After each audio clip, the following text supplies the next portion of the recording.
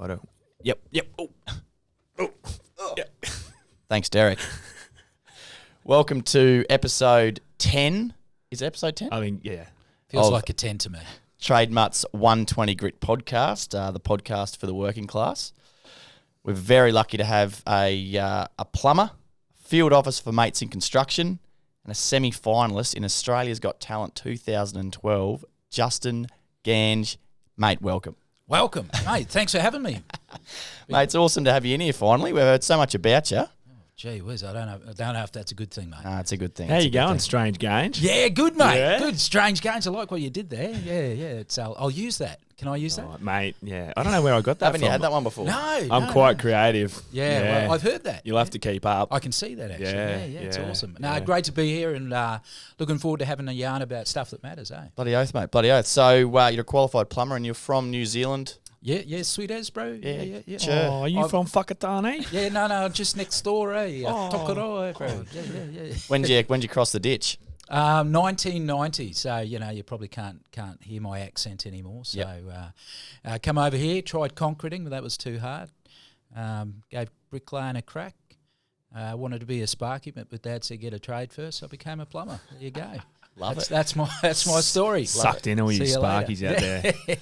Love it, mate. So how long have you been plumbing for? When did you get that apprenticeship? Yeah, 1994. I started as apprentice back in with Queensland Rail, mate. Back in the old days, and so started my own business, Jelly Belly Plumbing. You choke 'em, we poke 'em. Maybe sewage to you, but it's bread and butter to me. All those sayings, mate. I've had my little grubby subby business for a little while now too. So awesome, mate. And how'd you find your apprenticeship? What was that? Like? I just kept turning up, and they kept paying me. It was great. It's always a challenge, mate. The old days with hazing and everything like that. I didn't get too much because I was a big lump. So, but I learned a lot, and I'm passionate, mate. I love my trade. Nothing better than the smell of sewage on a Monday morning. Oh, that's what we all dream of. Nothing like a Monday morning turd wrestle. Oh, mate, that's what it's all about. I've got to have hand wheel travel, mate. If you don't have a plunger, you use what you got. Well, it's 90% water. You know that. It's 90% water. There we go, Dr. Carl over there. So you've actually got a pretty interesting pastime for a few years. You were Buck the Bronco. Yeah. Look, mate, all my mates are tradies, and they got the gig back in the late 80s. And back at ANZ Stadium, we had heaps of mascots. So they got me along, and then, I was a post box and the employer bull, and then worked my way up to Buck in 2000. And, Climbed the corporate mascot ladder. Climbed the corporate mascot ladder, mate. And, 18 years later, I pulled up stumps. So. Yeah, good. right. What's that climb like? Is there a bit of competition for spots there? Oh, mate, it's deadly, mate. Is it? Yeah, right. Very drastic, mate. You don't make friends in the mascot game, do you? No. Those coat hangers that you see out on the field, mate, they're real. Yeah. They're real people trying to take you out, mate. Yeah, nice. And we all think it's just a bit of a laugh, right? But yeah. It is. No, WWE. Yeah, mate. Yeah, World Federation, mate. It's it was great, and we had heaps of laughs, a couple of premierships in there along the way, so it was nice. What did you mingle much with the players and stuff like that, or was it just sort of, were you alienated, or were you part of the crew? Yeah, good call. Look, there's some great players that would make themselves available. You include you. There's other players that you've got a job to do. They've got a job to do. So everyone just gets on and does it. But some decent human beings that I've met over the years. So yeah, that's awesome, mate. Yeah. And you were saying just outside when we were having a chat before that when the team wasn't going well, you were sort of copping the brunt of it from the fans on the sideline. Oh, mate, yeah. For some reason, they thought we had some hedging over the result. Yeah, no. Secret formula. Yeah. Come on, mate, get out there. Put the shoes on. Level with us. Were you pulling your weight or what? Oh, look, mate, I've got to be honest, not every day, mate. Not every day. Well, you can't turn up every day and be going full ball. We all have our off days. That's it. Wow. I mean, I enjoy watching a game of footy like the next man. Yeah, exactly. Yeah, do you get distracted? Well, when you're supposed to be doing cartwheels and there's a bit of excitement going on? Yeah, heck yeah. And usually you're standing in someone's vision as well. So, out of the way. Bloody move. Oh, sorry. Yeah, it was good. No, we had a ball.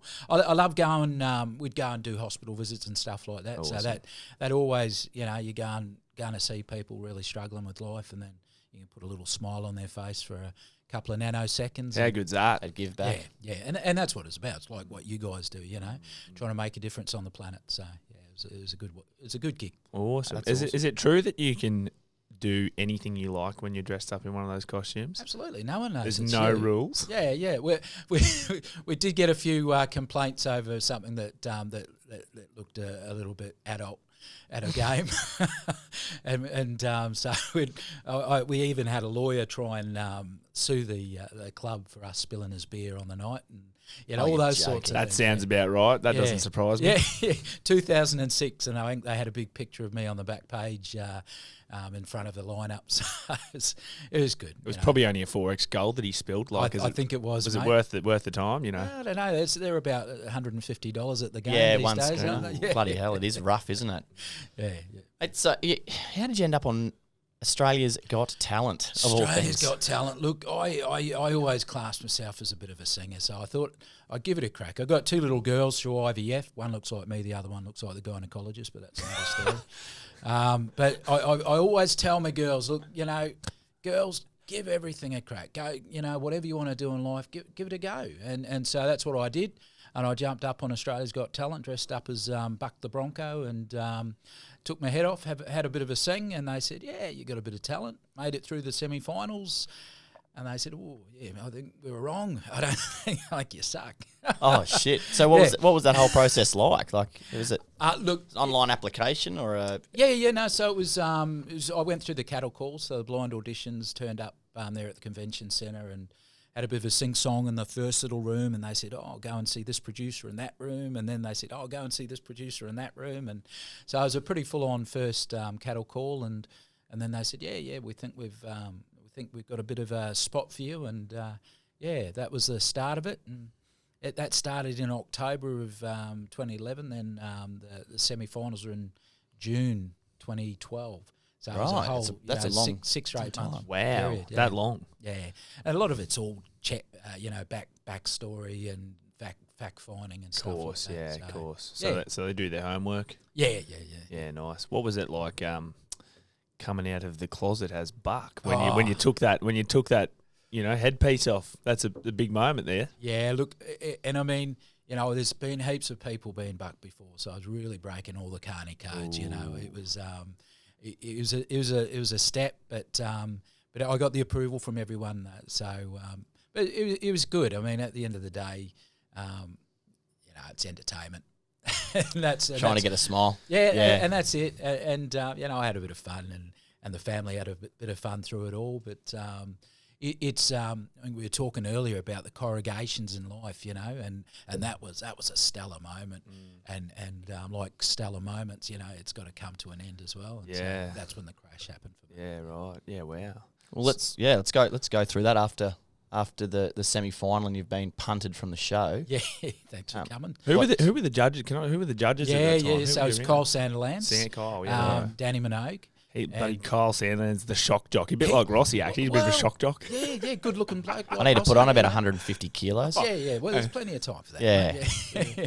And one of these the Irish boy band. McFadden. McFadden. That's it. Right, cool. Well, you had a pretty dud lineup, really, didn't you? You missed Simon Cowell. Yeah. Well, that's probably what they were saying when they heard me sing. Look, Kyle was fantastic. He actually was in my corner, and it was the other turkey that was. I can still remember his comment. He said, "Oh, that was probably nothing better than cruise ship karaoke." He called it. Whoa! Little did he know that's what I was going for.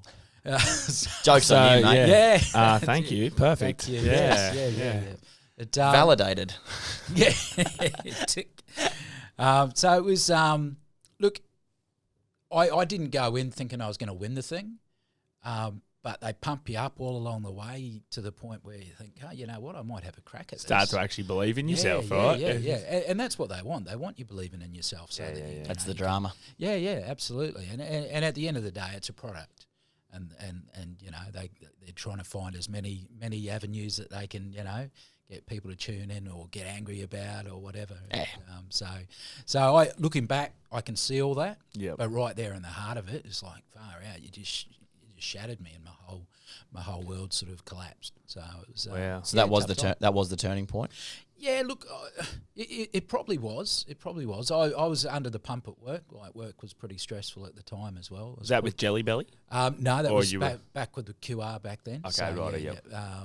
So that combination of that, and I was wrecked. You know, you're talking about 8 months of, you know, being in that hyper bubble sort of thing, and then all of a sudden that stops, and then you got the, you know, back to reality. Oh, there goes gravity, and you know, a bit of Eminem coming in there, and Well, just based on that, yeah. they lost out on some serious talent. yeah, right? I know. Hello, hang on. Just throw that up there.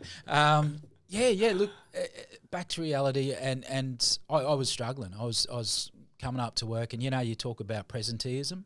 So I was at work, but you know, I was nowhere. You're absent. Yeah, absolutely. And my boss was picking up, and he was calling me out, and mate, you know, you're doing this, you know, saying all these things aren't like you, and he kept taking me out for coffees, and you know, I started to bloat, you know, because I was had to go on to skinny milk, you know, because otherwise I was going to turn into Kyle Sandilands. But he kept asking me, you know, what's going on, mate? I'm really worried about you. And typical bloke. You know, the old Alfie. But did you know there was something wrong? Oh yeah, mate. I was struggling, but I wasn't going to admit it. Okay, so you were battling, and you didn't tell anyone. No.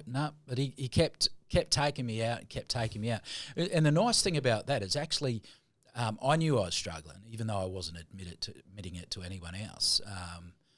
Him taking the time and caring enough to ask me actually gave me a little seed of hope. You know, like, oh, someone does care about me. That's awesome. And finally I said, mate, you know what? No, I'm struggling. And so, yeah, he said, mate, you know, we can all see it. And so we went back to his office. I called, he sat with me in his office, and we called a GP. And they suggested I go up to my Logan, I'm a Logan boy, loving life in Logan, yeah. So I went back to the Logan Hospital Emergency Department, and they popped me in the psych ward there, and that was wow. So that you went straight from making the call straight to the psych ward. Yeah. Well, wow. Went to the emergency department, and yeah. you know what's going on, and yeah. just told them all the stuff that was going on in my world. And how was that? So how was that experience in the emergency department? Oh, mate, look, I had white noise going on in my head. Yeah. I don't know if you've been to Logan, but there's a bit of white noise going on in that emergency department. I dare say, mate, I've been to many hospitals around the place since then. They're pretty frantic places. Mate. And there's some great people doing the best job that they can with their resources and stuff like that. So I tip my hat to anyone that works in those environments with people like me coming in, you know, going shell shock. But I had my wife beside me, because all I needed was one wrong word, I'd be out the door.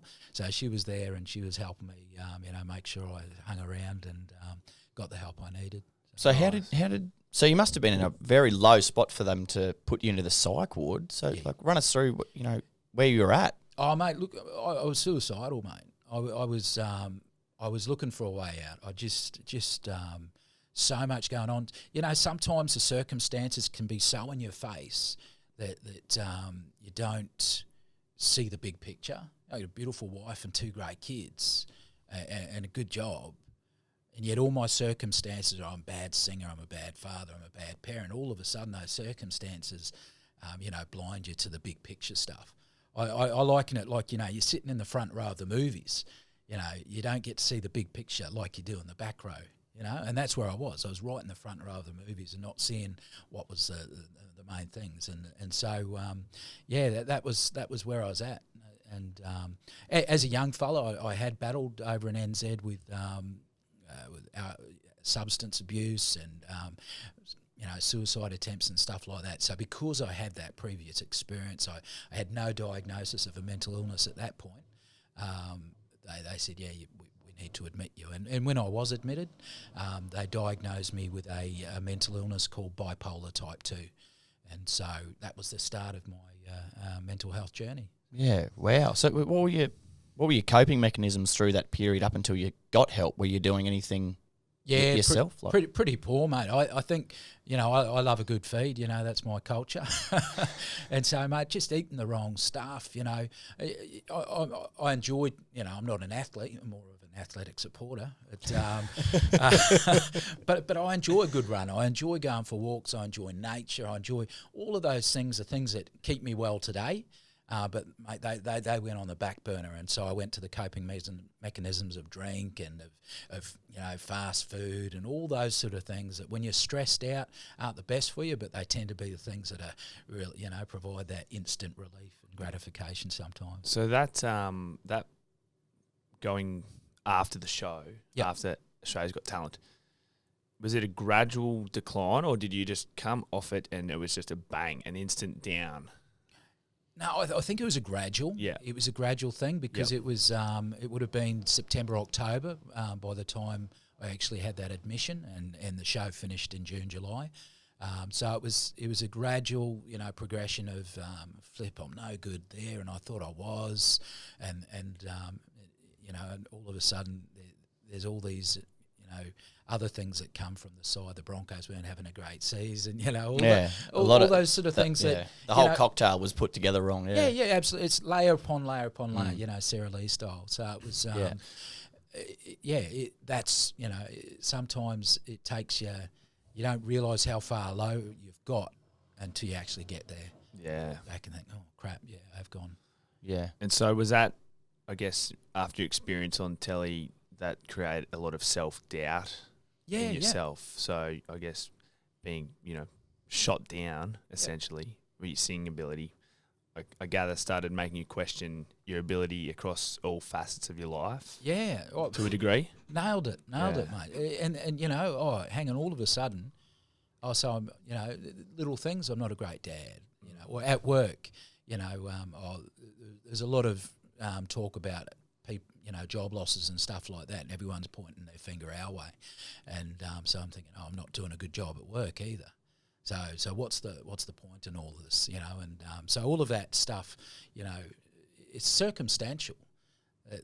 That's layer upon layer, and it took me to that place. Yeah, wow. So why didn't you seek help while he was, mate, reaching out? Yeah, look, I've been, I guess like most males in Australia and New Zealand, we've been trained from an early age that we don't talk about this stuff. We're warriors. Yeah. Once we're warriors, bro. We've been trained that we don't seek for help because we're the ones that are supposed to be holding it all together. And so what was really refreshing about this time was actually my boss offered help. So, we're all quick. We're great. We're great Aussie mates, and we're quick to offer our mates help when we can, when we see someone struggling, whether they've got a broken leg, I'll it's take very you to hard work and stuff like it's that. hard to walk past someone who's struggling, no matter what, Absolutely. on the street or otherwise. Yeah, 100%. So it's it was that whole, do you know what, I've been trained, and and my dad's been trained, and his dad before him's all been trained that we don't talk about this stuff, that we don't seek help because we're the ones supposed to be, pulling all the strings. So that's why it was hard for me.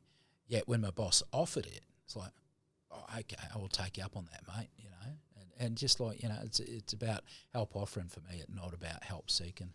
So, because we talk about help seeking behaviour among blokes a lot, and it seems to be a massive issue, one of the biggest issues in this whole space. Yeah. Do you think? Did you sort of know what you were in when you were in it? Like, was your perspective clouded, or did you not sort of realise how much of a decline you might have been on? Look, there's a certain comfort and a lethargy that's around when you're low, and for anyone it's been there, it's like the just getting out of your bed's a chore sometimes, and when you're low, it's so hard to have the energy to try and be proactive around about doing your. I remember, when I was Jelly Belly plumbing, it was all about, you're working from stupid o'clock to stupid o'clock, and you're knackered, and you're doing quotes, and you're doing all these sort of things, and you're paying invoices and all that.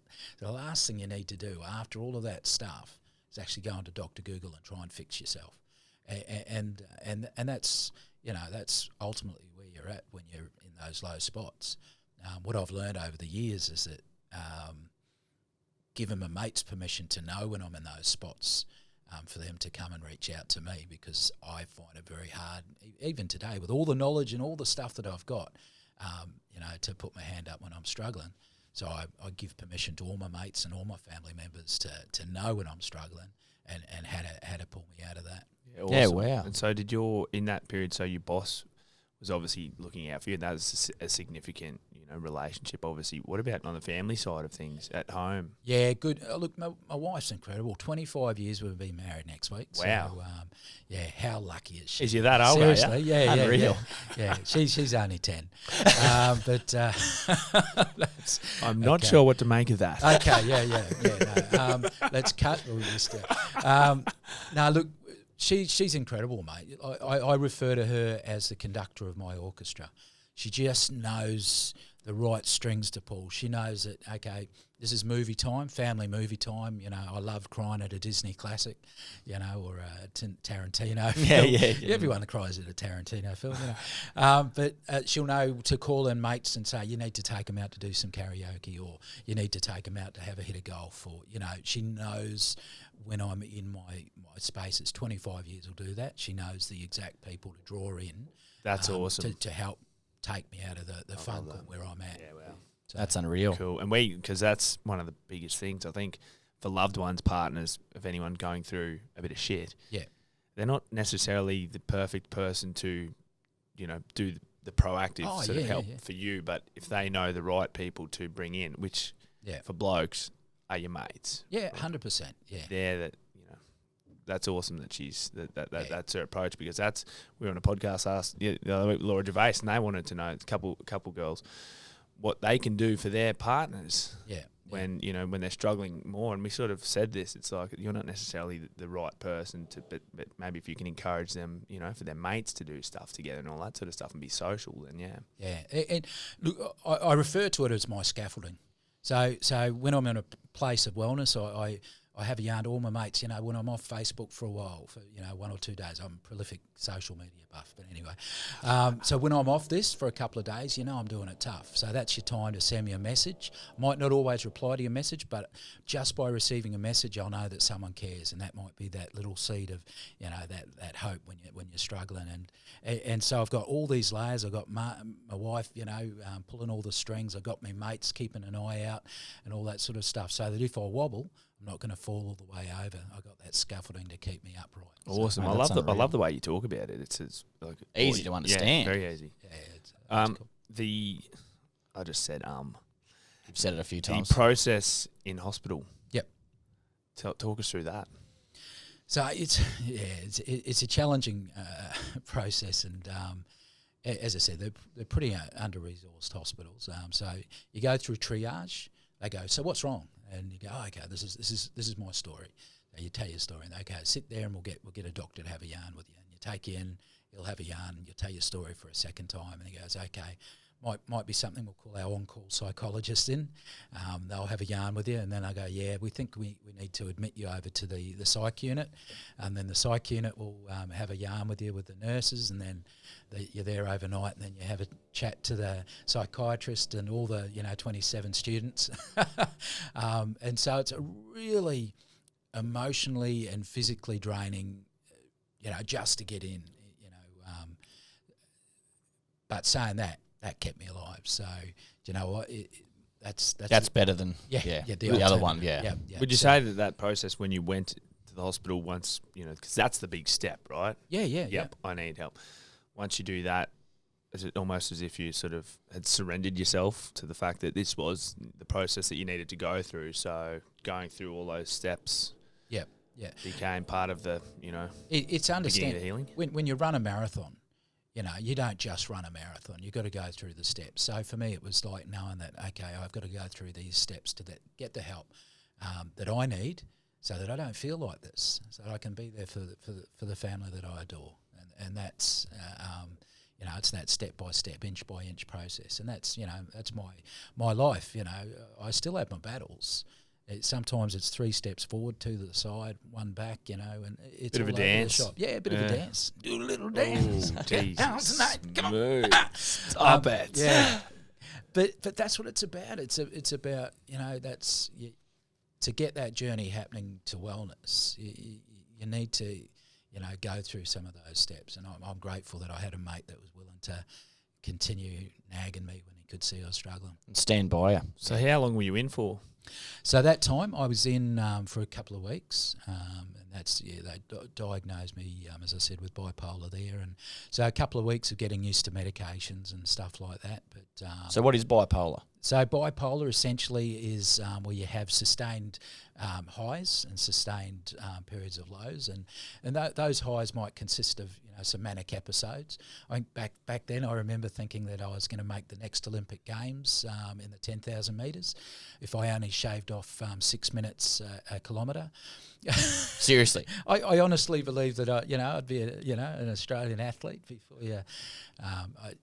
So not so much delusional, because I could justify in my head, so that sort of level of mania, and you know, look, that's, you know, going on Australia's Got Talent and all these sort of things. I have that firm belief in myself that, you know, if I apply myself, I can do stuff.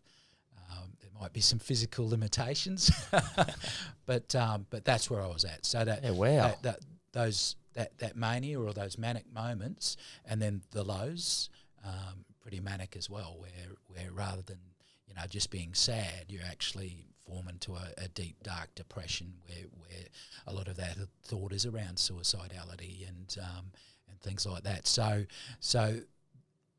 what they do with medication and other therapies is trying to minimise your highs so that they're not as high, you know, not as manic, and minimise your lows so they're not as deep and dark.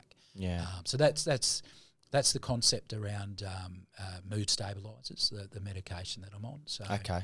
Yeah, right. Yeah. Wow.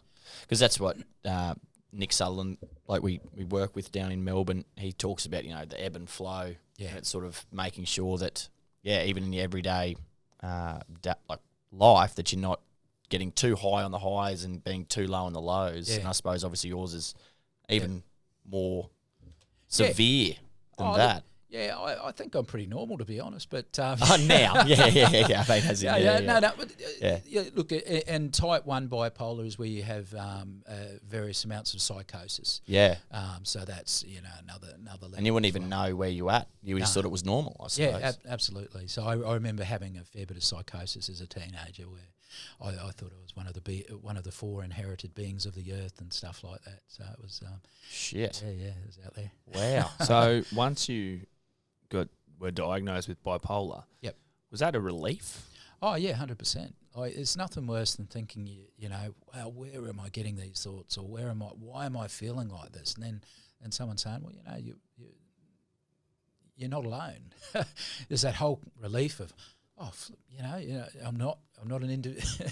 You know, this can be managed. It's not just me. It's not just me. Yeah, 100%. So then I guess you go through a process of, once you accept that that's what you've been diagnosed with, I guess restructuring your life a bit and learning to manage and live with the diagnosis. Yeah, and that's, for me, it's around balance now. You know, I love working. I love doing what I'm doing. I talk with, you know, grubby subbies, tradies every day of the week that are, you know, struggling with life, struggling with circumstances and stuff like that. So I love my work and I love my family. I'm enjoying hanging out. You know, we did the colour run with the kids the other week, and, you know, just getting messed up in your hair and everything like that. It's just brilliant.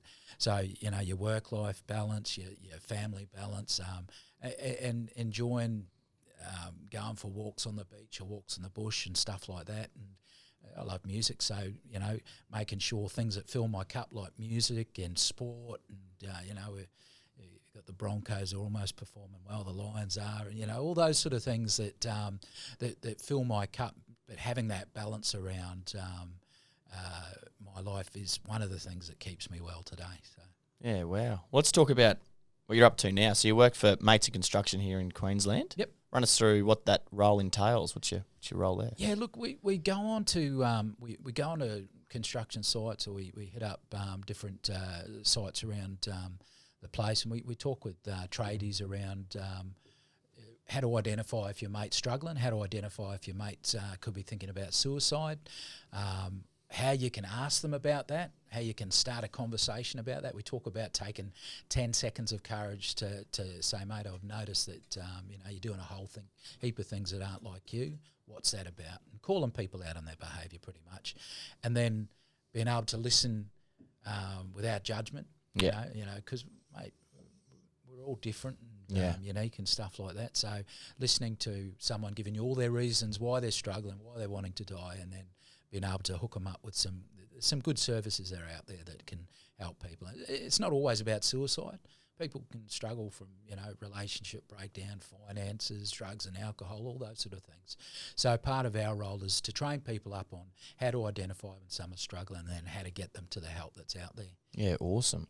So how did you end up getting into that role? When did that happen? Yeah, look, so when I ended up losing my job and all that sort of stuff, and I had 3 years where I was running Jelly Belly plumbing into the ground. I'm a terrible business person, I've got to tell you. Is this post-diagnosis? Post-diagnosis. And so for 3 years, I wasn't working full-time, so it was pretty crazy. But that would have been hard to manage, that in itself. Oh, mate, on top. So many humbling lessons that I learnt.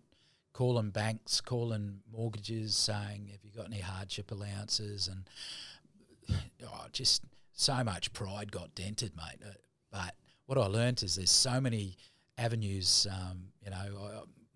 Put our mortgage on hold for 6 months, and credit cards said, okay, we'll put money on your card and take you to the lower rate, and all these crazy different things that if I hadn't reached out and asked, hadn't swallowed my pride and asked, then I don't know whether I would have lost the house. I would have, the kids would have been out of their school and stuff like that. So for 3 years I worked through that, and I found out that a lot of my mates, a lot of my salty tradies were turning up to hospital asking me, why, what's going on? Because I was the larrick and I was the one that's cracking all the jokes and stuff like that. Yeah. And so I just became transparent. I said, you know what, I don't have the energy to make any stuff up, so I just laid it all online. And the more transparent I was, it actually gave my mates permission to share their stories. And what I was finding was that, mate, we were all going through stuff.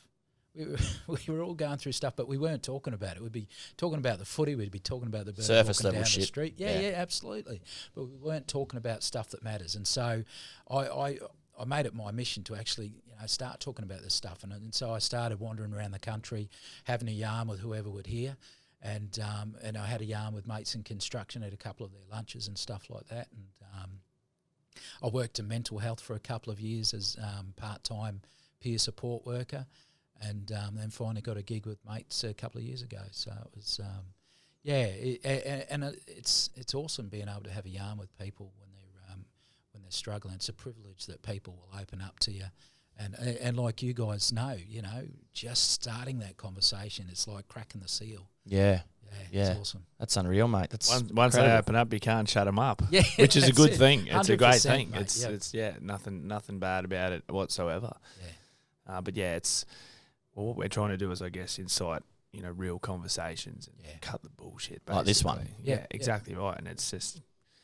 It's awesome. It's just there's so much power to it. So yeah, I love your vibe and your style. I think it's really cool, man. You must have a whole catalogue of incredible stories and conversations that you've had, and so many people out there. So many without going into confidentiality, mate. Just so many good people go through tough stuff.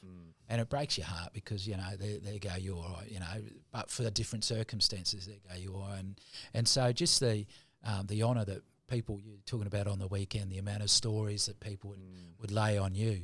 And mate, and I hear that daily too. And I always like to say that, we might not be able to change the whole world, but we can change, what we can with what we got in our hands, one conversation at a time.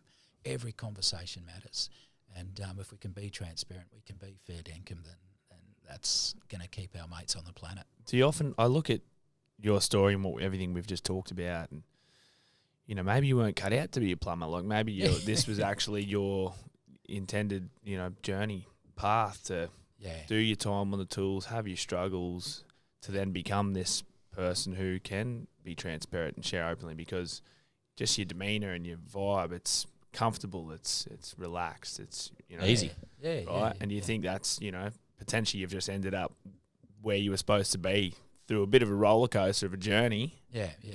Look, I got a good mate. He's a eclectic sort of bloke. He says it took you to reach the last end of your life to actually find out your true purpose.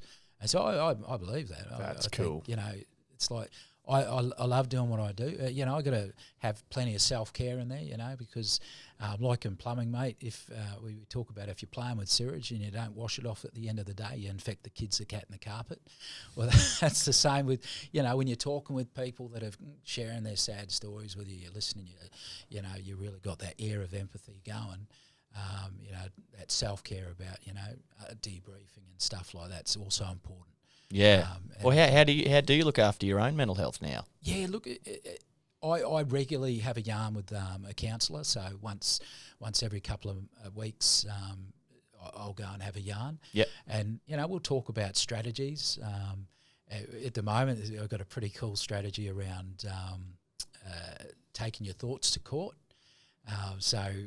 Real cool concept. I like it anyway. Yeah. But it's like, when you're in a good space, you can think, I'm a good dad, I'm a good husband, I'm a good workmate and all that sort of stuff. When you're in a tough space, you might be thinking, I'm no good at this, I'm no good at that and all that. And so when I'm in that good space, I'll be the good lawyer, and I'll write, here's all my arguments that I've got that say I'm a good dad, that I'm a good worker and all that. And so I've got all those on a piece of paper, so that when I'm in a pretty ordinary space and I've got that negative thought coming in, I can say, well, actually my attorney says I'm okay as a dad because I've done this and this. And that's awesome. I've never heard that one before. That's a cracker. Yeah, so that's that's the sort of stuff. It's not always going back into your past and saying, because I had KFC as a 7-year-old, I'm going to grow big man breasts or anything like that. This is all about. That's another kettle of fish. It must have been one hell of a feed. It was, and it still is. But it's all about providing strategies on how I can stay well. And so even if it's just having a yarn about, man, I really had a tough week, and people doing it tough, and I've just really, I need to debrief. I need to have a yarn about this stuff to, just to leave it at the door. Yeah. And we work on strategies like taking your thoughts to court and stuff like that. Yeah. So it's one of the things that helps keep me well as that balance that I was talking about with family and hobbies and work and all filling the cup. Stuff. Yeah. So the process of actually talking to a counsellor, right? You've got quite a good relationship with your counsellor. Has it been a long time sort of a thing? Look, mate, or? I use the old adage, mate. If I have a bad pizza, I don't stop eating pizza, I don't go to a different pizza shop. Okay? Simples. Simple stuff. Yeah. So, look, mate, I've gone through so many counsellors that we just, not on the same page. And I finally, I finally found one that, this is cool. Okay, he gets me. I challenge him. He challenges me.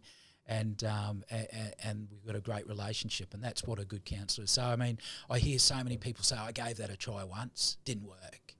Well, as I say, if you have a bad pizza, don't stop eating pizza. Go to a different pizza shop. So that's why I encourage. Same with medication, mate. Not everyone needs to be on medication, but it helps me, and I understand that. But I wasn't a fan. My first medication they gave me, I'm not a fan of constipation. I don't know if you are. But, I love this stuff. I know. Yeah. 2 teaspoons every morning. But I wasn't a fan, and so I challenged the doctors. I said, "There's got to be something else out there, without those side effects. Give me something else." And then we found something. So continue to challenge. If you're not getting the support, or if you're not finding the thing that's helping you at that time, challenge. It's good. Ask for that. That's a good. There must be a. When it comes to self-doubt, Yep. right, and you are seeking help, say from a counsellor or a psychologist or whatever, and the reason you're doing it is because you've got, a bunch of issues going on, including self-doubt, and then you go and talk to someone and it doesn't quite work out, it's easy to understand how that process might tarnish the whole thing for 100%. For a person. And it can be an easy outlet to say, stuff this. Yeah. And as I was saying, when you're in those places, I've found for myself that, do you know what? I just don't have the energy. But that's where, having that scaffolding of mates and family members that can help, come on, we're not giving up on you, brother. You know, Yeah. they're the ones that helped me through that as well.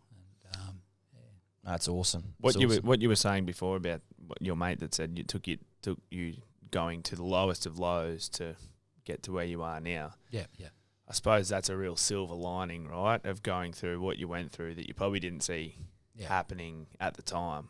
Yeah. Do you think that resilience and getting through that tough stuff is, you know, a quite an important message to impart on people who are going through stuff, because it's hard to see out of the dark hole, isn't it? Yeah. Oh, look, and 100% agree with that. And just the fact that I can look back from this side, looking back at where I've been, and know that it did get brighter, it did get better, and it doesn't always feel like it when you're in the midst of that struggle. And if you're right in the midst of it now, even hearing that, you think, oh yeah, sure. You know, there's so many, of those sayings that really great, when you're struggling.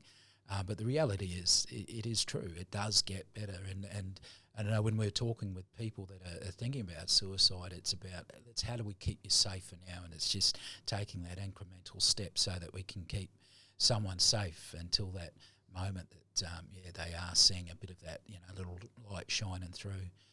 So from my experience, and every person's experience is different and unique, I'd be a fool to come up here and say, hey, look at me, this is, It's easy. Come do what I did. Yeah. Because I know that it is so tough when you're in those moments. So it's about hanging on and getting some support around you to get you through that moment at that time. And I think the thing that people need to remember is that for the most part they do have that support there. Yeah. They might not feel it at the time when you're sort of in that space. Yeah. But everyone does have someone out there who cares about them. And, I've heard this saying 3 times in the past 2 weeks about I'd rather sit with you for as long as it takes for you to pour your heart out to me, listen to all your shit, than to sit through your 15-minute eulogy. Yeah. Oh, yeah. You I love know? that. It's powerful, mate. Yeah. And And it's so true. So true. We get so caught up and so busy in life that, sometimes we don't have time for the stuff that matters. I think we need to make more time for it. Well, what does matter? So this is the thing. What does matter for blokes? Because you're out on building sites. Yeah. What is it? Because it's not until you get that perspective or until you've been to the lowest of the lows that you actually can get that perspective and, take stock of what actually it is that fills your cup. Yeah. Oh, that's a great question, mate. And for everyone it's different, I suppose. For me, it's family.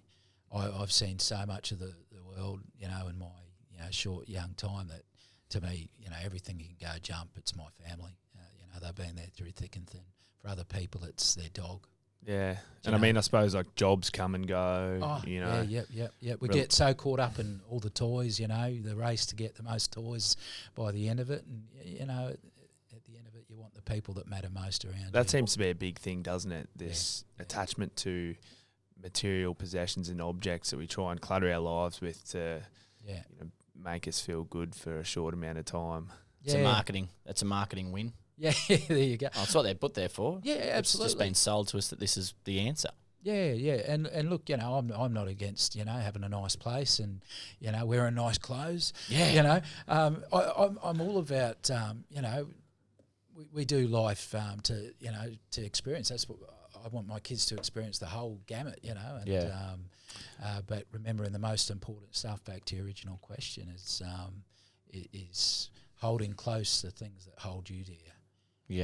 Yeah. Oh, you were talking about earlier about talking to your kids about you want them to try everything, have a crack, and just do things, and you've taken the bull by the horns or the buck by the hoof. I've got nothing there, and showing them how to do it by putting yourself out there on Australia's Got Talent, national TV, and having a crack. Yeah. And you had a crack, and no one can ever take that away from you.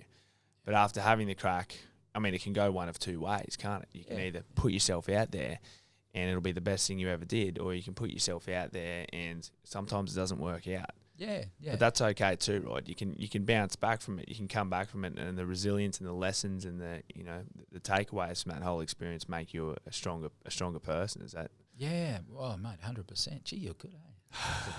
Yeah, mate, and that's the thing. It's okay not to be okay. that whole message. My girls, they're going to be whatever they want to be when they grow up. They got my 100% support. Just give it. You mean you're not give it a going to shot. force them to go to uni and do a degree that they don't want to do? And No. One wants to be a hairdresser and the other one wants to be an artist, and it's like, you know what? Beauty. You go for it. Yeah. You go and do what brings you joy. is it sweetheart. this that's inspired her to become a hairdresser?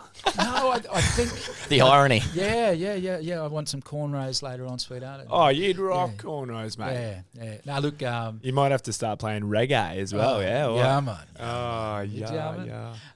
And that's it. I just want my kids to be happy. I just want them, knowing that, it's a big bad world out there, and we've seen some tough stuff, and some kids face some real challenges out there. But at the end of the day, I've got such an open conversation with my girls about talking about mental health, about self-harm and suicide and stuff like that. They often come and talk with me about friends they're worried about and things like that. So the transparency of conversation and wanting the people you care about to succeed is my main motivator in life to do what I do. And That's awesome. That's brilliant. So what does the future hold, Justin? I'm going to shave down in November, mate. That's Awesome. the immediate future. Yeah. So growing hair for a year for this. But for me, mate, I just want to keep the conversations going. I want to support people like you that are getting out there, just starting conversations in every aspect of life. Because, again, if we all do what we can do with what we've got in our hands, we're going to keep our mates on the planet. So I want to support everyone that's sharing this message in the world. And look, I'm just a daggy old plumber from Logan, but I'm going to do what I can do to spread that message and to support other people spread. I think you're a lot more than that, mate. I don't think you'd have the same cut through if you weren't daggy, though. Yeah, You know what I mean? that's It's relatable, right? Yeah. Look, mate, not everyone can be Chris Hemsworth. I've obviously got the six-pack hidden in ice for today.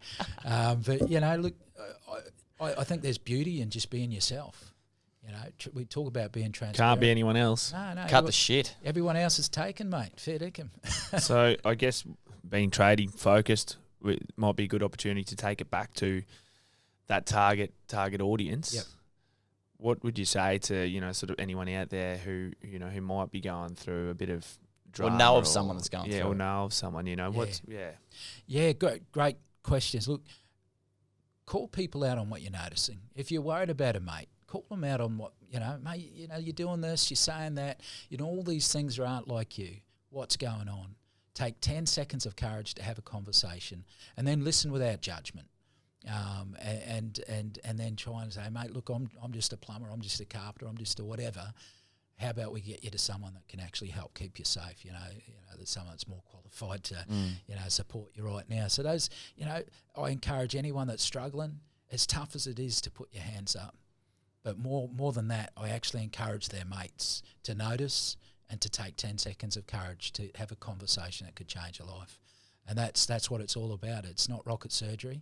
You don't have to be a psychologist. You don't have to fix stuff. You don't have to do any of that sort of stuff. You actually just take 10 seconds of courage to say, mate, I know you're struggling. I can see it. You're doing all this stuff. And, try and get them to that help that's out there, because there's some good help that's out there. Awesome, mate. How's the music going? Yeah, terrible, mate. Sorry. That's a bit too loud. Look, I get out. I have a bit of a sing-song and try and get people to sing along. Bit of karaoke. Bit of karaoke. What's your mate. go-to? Oh, look, I'm a bit of Mustang Sally, a bit of that old R&B stuff, mate. Get out of here. Sam Cooke, come on. If you ever... Oh, Bit of James Brown. It's all happening, mate. So awesome, mate. that And it's fills my cup. good for the soul, eh? It Good is. for the soul. Yeah, Not it so fills your much cup for the- up. Fills your cup up. not so much for the ears of people out there, but good for my cup. That's, That's awesome, awesome. mate. Well, that's the main thing, and I guess as long as other people out there can find that way of filling their cup as well, 100%. that's the main thing. Yeah. Awesome. That Mate, was a it's great chat. Really awesome, yarn. I'm just a little disappointed there's no Buck the Bronco outfit here, but Oh, look, yeah, we yeah. had We'll put the link up in Oh, there you go. the YouTube comments and on the Facebook so people can check it out. just on the mating instruction side of things. Yep. If people do need to get to a professional or figure out what that next step is? How can they do that? 100%. Look, mates in construction, anyone who's a tradie in Australia can call 1300 642 111, and that'll get someone that can actually link them up, listen to them, link them up to some of the services that are out there. So that's a free service, mate, for anyone that's a tradie or their immediate family. So Awesome, mate. Any parting messages for our two or three followers out there? My parents that are listening. You've done really well with your kids. Look, just be kind, mate. You know, in a world that's so busy and so bent on beating itself up, let's be kind to each other and let's have conversations that matters. Awesome, Justin. Mate, beautiful. Thanks, brother. Happy days. Have an awesome week. Let's rock out on the yoke now. Yeah. Happy days. Awesome, mate. Good on ya. Thanks, Cheers, mate. mate.